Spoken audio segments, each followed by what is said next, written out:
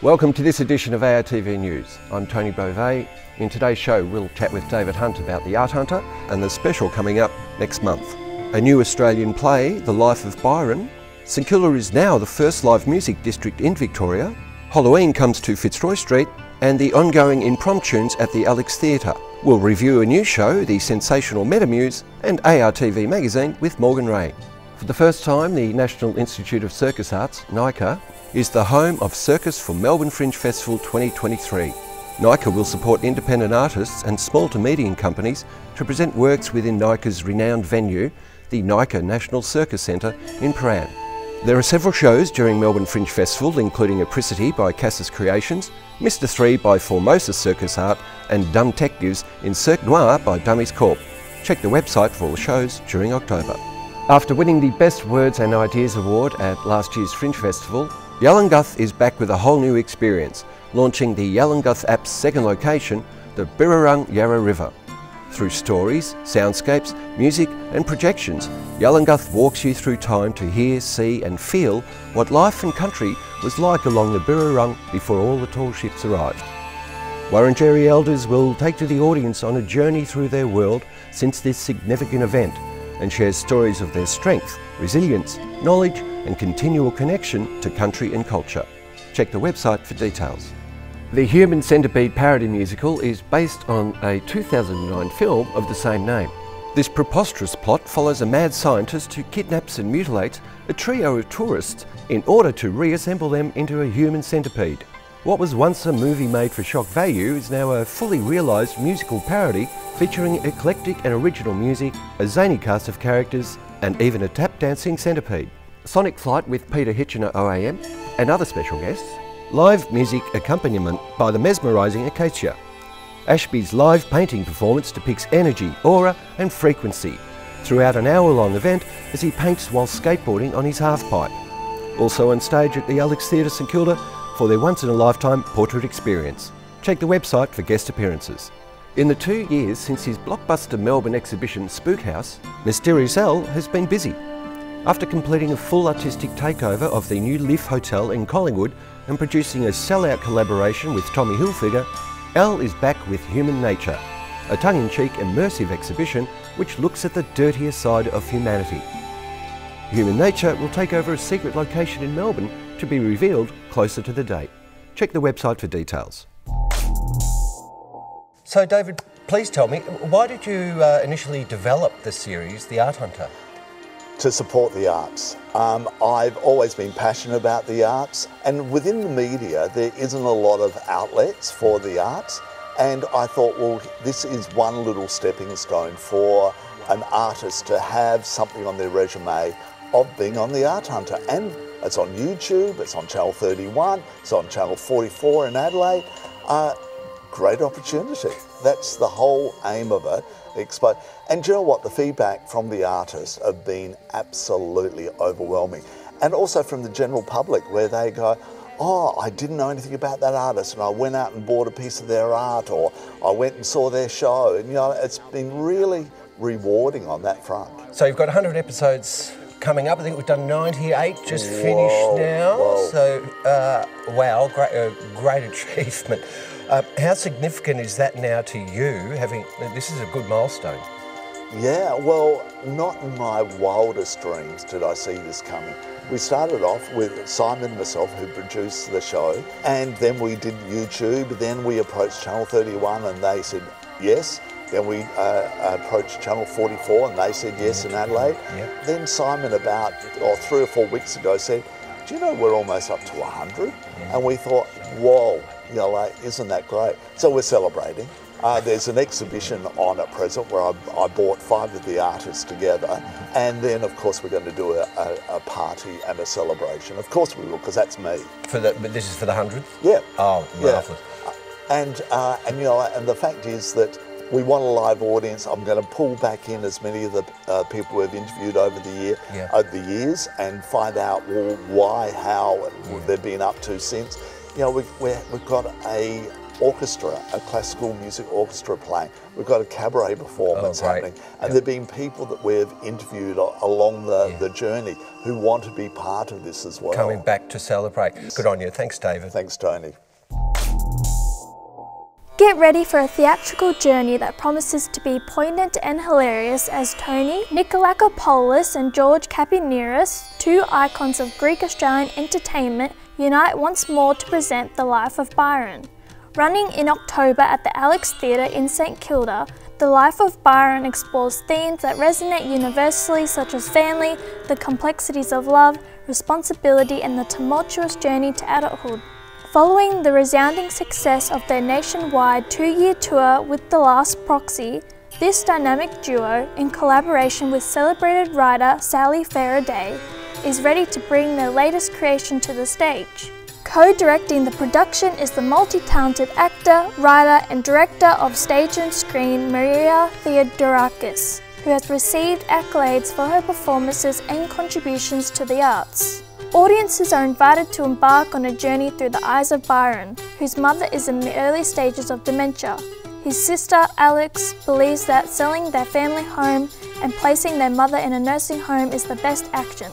Now, Byron confronts a monumental choice.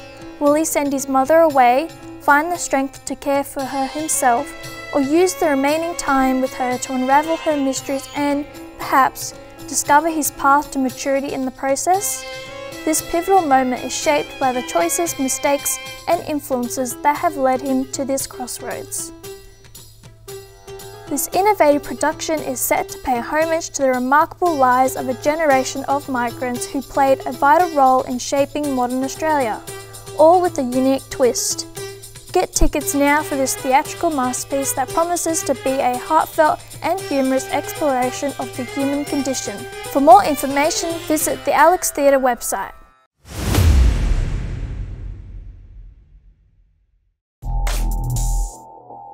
Fitzroy Street is becoming scary. The Halloween hunt is on, where kids have to spot Halloween items hidden inside nearly 80 participating businesses. Once they've found 25 and marked them on the map, they can turn it in for a lollybag at the Lollybag Station in front of St Kilda Beach Hotel. If you want to know which shops are involved, sign up for the mailing list and you will receive the map just before the event. During the hunt, there will be lots of activities, including roving Halloween characters, princesses, superheroes, jugglers, bubble artists and more. There's a free slime creation station in front of the Victorian Pride building and free face painting out the front of Pyramid Bar at the beach end of Fitzroy Street. Join the Nightmare on Fitzroy Street festivities and have a chance to win vouchers on Friday, October 27 for all the freaky and free fun kids can have for Halloween in St Kilda. For more information, visit the website discoverstkilda.com.au.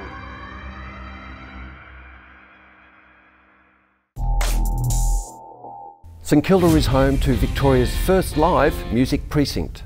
Live music precincts, or special entertainment precincts, have been set up in Queensland and New South Wales, most famously in Brisbane's Fortitude Valley.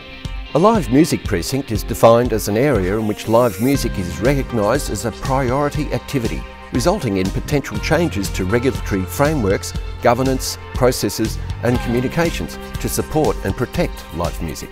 The Victorian Government introduced planning controls in 2020, allowing councils to designate live music precincts, with the aim of considering the social, economic and cultural importance of live music venues as they make decisions on local planning permits.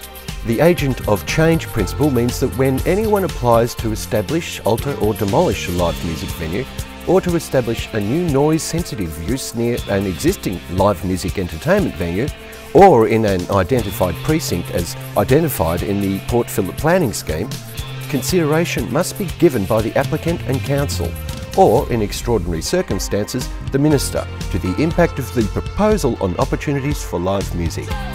St Kilda will be the first live music precinct for Victoria.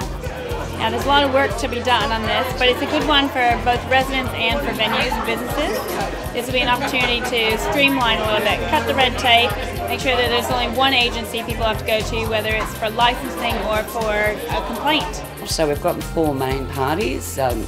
We've got the police, liquor licensing, the council and the state government. So and that's a little bit over-regulated, and that's been one of the biggest problems. So hopefully, by acknowledging that this is an entertainment precinct, those things will be alleviated. We hope to have that actual resources to support the venues and give them confidence that they know that they aren't breaking the law, but that, you know, they've got no control. When there's no one assessing it, if someone says they've broken the law and they're not being listened to, then that should be removed. Declaring a live music precinct is the key to progressing further. This provides a framework to support changes required to better balance the needs of venues, performers and residents in a growing suburb. Making it simpler for residents to raise concerns such as noise complaints, supporting musicians in music events and slashing red tape for venues are all ways our council can be a live music one-stop shop. Being Victoria's first designated precinct is a fitting role for a suburb known and loved nationally and internationally for a live music scene which generates significant cultural and economic benefits. Imagine this. You enter into an enchanting movie theatre. The anticipation is building as you nestle into your plush seat, clutching a generously filled cup of your favourite beverage in one hand and a heaping portion of buttery popcorn in the other. The clock tells you that the main feature won't commence for another 10 minutes. But then, out of nowhere, a brilliant flash of light suddenly pierces the darkness, and before you know it, the movie begins. Yes, right, as you settled into your seat. It's an exhilarating feeling that catches you off guard and fills you with a rush of excitement. Now brace yourself, because the Alex Theatre is about to recreate that electrifying experience by bringing back one of its most exceptional shows of all time, the Impromptunes. Originally conceived as a musical in 2013, the Impromptunes has since evolved into a unique and highly acclaimed brand of improvised musical theatre that has captivated audiences nationwide. What sets us apart is a promise that no 2 performances are ever the same. Every show is one-of-a-kind masterpiece of spontaneity, ensuring that you'll never experience the same story or songs twice. This diversity and unpredictability have earned the Impromptunes the honour of being nominated for the Best Comedy at the Australian Podcast Awards, not once, but twice. Their reputation extends beyond borders, as they have consistently sold out shows at prestigious festivals throughout Australia and even at the renowned Edinburgh Fringe Festival. Indeed, the Impromptunes offers a theatrical experience that defies convention and exceeds expectations. During each live performance, the talented ensemble takes a single suggestion from the audience and transforms it into a 1-hour improvised musical extravaganza. Everything from the melodies and witty dialogues to the show-stopping songs and choreographed dance routines is crafted spontaneously right before your eyes. It's a creative tour de force that invites you to challenge their skills and imagination with any idea you can muster. This dynamic and interactive approach ensures that each show is a truly unique and unforgettable spectacle that will leave you amazed, amused, and thoroughly entertained. Whether you're a seasoned theatregoer or someone looking for an entirely new and exciting form of entertainment, the Impromptunes promises an evening which you will remember for a long time and leaves you with a lasting sense of wonder. The magic of Impromptunes will run on 3rd of November 2023 at the Alex Theatre. Tickets are on sale now. Metamuse is a mesmerising dance performance that transports the audience on an enchanting journey through the rich world of jazz, where the narrative unfurls through world-class dancing and the expressive language of music. From the very first note to the final curtain call, this production was an artistic tour de force that left an indelible mark at the Alex Theatre in St Kilda. This Metamuse is the brainchild of Luca Donato, who was injured only a year ago and could only dream at the time of what might be possible. I'm so grateful that this all happened. I injured myself last year, I had surgery, I was out for the year, couldn't walk, couldn't dance, couldn't do anything. And the last thing that I could have imagined being this year. Luca's visionary direction challenges perceptions and celebrates the profound connection between movement and sound while pushing the boundaries of jazz dance with originality in artistic expression and storytelling. We get rid of the lyrics and we emphasise the actual instruments that are playing this music. We're going to connect on such a deeper level without doing anything. So I really emphasise that to Louis about getting the instruments to speak. I want the instruments, I want the families of instruments, the woodwind, the strings, percussion, and then the horns. And through that, putting those together, like I wanted to start with woodwind, then I wanted to move to strings. I wanted to get bigger and bigger and bigger in sound. Through that, I was able to create a really quick idea in my head of how to introduce these instruments. And that really was the factor that brought it all together. The choreography was nothing short of spectacular. The dancers, who were clearly masters of their craft, displayed impeccable timing to the rhythms of instruments where their bodies seemed to be extensions of the music itself. Each step, each gesture was imbued with passion and precision, taking the performance to a complete new level.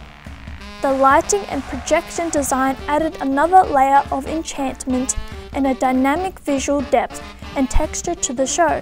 I had about 150 people audition for my first season, and between me and the casting director, and Louis was there as well, we cast our show. It was pretty incredible because I didn't know a lot of the cast, and I wasn't actually going to audition, and they I said, you know what, I'm going to do it, and there might be a dark horse. One of my mentors said, you never know, you need to audition, there might be a dark horse there that you don't know of. And within the first 3 rounds, they were there. The storytelling in this performance was subtle yet profound. While there was no spoken dialogue, the dancers' expressions and movements conveyed a narrative that was deeply emotional and evocative. I didn't do it to make people like it, but I do think the reason why a calibre and a range of audience can enjoy this show is that, especially if you're not a dancer, is that I think it's a spiritual experience, and it's a healing experience. Whether you understand what the cast on stage are doing and feeling, you might not know what exactly they're thinking or the intention behind it, but you're feeling it with them, that you're on the train with them. And I think at the end, when there's that beautiful resolution, it clicks something, it affects something in the audience that allows them to just have that breath out. And yeah, I do think it's an energetic experience. From the first performance, as the final notes of the jazz faded in the air, the audience erupted into thunderous applause and standing ovations. Metamuse is not just a dance performance, it is a masterful fusion of art forms that leaves everyone spellbound. The first show, barely anyone clapped throughout, and I thought, they hate it. They hate the show, it's terrible, they don't get it. And then at the end, in the last boom, boom, boom, boom, shut, it just started screaming and erupting, and I was speechless. I was genuinely speechless. And since then, the messages, the phone calls, months later, I'm seeing friends who I forgot even came, and they said, I haven't seen you since your show. I've got so many questions. How did you do this? How did you do that? And it's definitely an overwhelming experience and reaction that I never saw coming. Oh, we absolutely loved it. It was so good, yeah. I kind of was on the edge of my seat for quite a while, just being like, oh, what else are they going to show me? And when I thought they couldn't top it, they just kept topping it more and more. Beautiful, amazing. Please see this show. Congratulations to everyone. Congratulations to all of them. Just incredible talent. Absolutely amazing. Although Metamuse ended for now at the Alex Theatre, it is only the beginning for Luca Donato. Look out, world.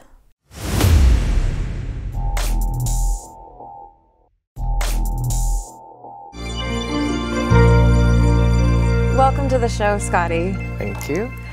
So take us back to how you began. You started in Hong Kong and now you're Melbourne based. What was the journey from an artist's perspective? Well, I first moved here 3 years ago, and I didn't have any friends here, no family here. Started it all here from the art school. I was here for my final year for my bachelor degree in fine art. Make some friends, but it was still quite slow just to get to understand what the art environment here is. It took me quite a long time to get to know the different artist-run spaces in Melbourne, and then had my second years in VCA, did my honours in fine art there and got some exhibition show during that time, and then had my third year last year in lockdown here. But that was the year that I got to really work on the things that I really want to make at home, and somehow it ended up at the NGV. Oh, and that's how we discovered you. What has the NGV, the Triennale, what has that experience been like? What has it done for you as an artist? I think from my experience with the NGV Triennial, all the preparation with that, it has been quite surreal. First of all, that sort of opportunity for someone like me that just moved here and still at a young age in their career, kind of unbelievable. But I consider myself quite lucky with the work I made and what it means to the current situation. And the people at the gallery has been so great to work with, and I'm very grateful with that opportunity. But because the journey has been over Zoom mostly until the opening, and so I never actually met the curators and the design team or the installation people that helped me with those work until I get to meet them during the opening. And I never had that moment of, wow, I'm at the NGV until like this year. Oh, really? Yeah. What was the process? Can you tell us about like applying and all the way through the actual show? So there was never like an application, but I was just making my work. I always just make my work for making, just because I like making them, because it's kind of a fun process, and just I like making fun work. And so wasn't having a purpose for those work, but I was just making them and then posting them on internet, on my social media, and then sometimes I would buy the ads and just like promote myself a little bit. But I think one of the curators would have seen the exhibition I was in during my honours year at the Porter Museum of Art, and I was doing a performance, and apparently one of the curators or the staffs has came through to see the show and got to know about me. And at the end of, I think around July, I got to like email them and then to like show them the work, and they just did the process of inquiring. And so that became the work in the collection. So with that mask in the respirator mask that is at the Triennial, you can actually put incense in the mask and burn it, and so that the smoke would come out of the mask. I didn't do it with the ones that I have given them, but I did with my trial before, and because like I really like the work that doesn't give an answer to a certain thing. I really like how objects can be, or even concept can be very ambiguous. And so I like to have the objects to have different function that is not its own original function. And so a respirator that is supposed to filter either virus or tear gas. I don't know why tear gas would happen, but I'm not gonna say too much of politic things, but you know what I mean. So that sort of having that mask, having that sort of function, then actually releasing like a healthy incense. I think there's the irony in it, but also it's just stupid. but still have the beauty. So there's that sincerity in it. So I really like to make my work with lots of effort, but to create something just actually stupid. And now we're going to meet your other half, Scarlett. Yes. Welcome, Scarlett. Thank you for joining us. Can you tell us a bit about how it is to be the art itself? Well, being the art is not just about being pretty, but of course all art must be beautiful. But my way of approaching the art as me is that you know how there are lots of muses throughout the art history in either Western art or Asian art, and within that content, the great artists always have this great muse, or the muse became the art themselves. And so in this case, I am the art of Scotty. In a way that I think my approach to the drag and all the female's body images representing idea of the female body, I see Scarlett as or Scotty see me as a objectified sort of image of the female, Asian female specifically. And so having me presenting like this, I sort of play around the notion of the male artist objectifying the muses, and also as a man having the perfect ideal female image, but then as a man being that. So it's kind of like a different plays on the gender and the different play of representation as a man, as a woman, as a queer person. Well, thank you so much, Scarlett, for joining us, and Scotty as well. It's been a pleasure having you here and hearing about your art. Thank you. If you want to contact us and let us know about any live event coming up in the inner Melbourne region next month, shoot us an email. See you next time.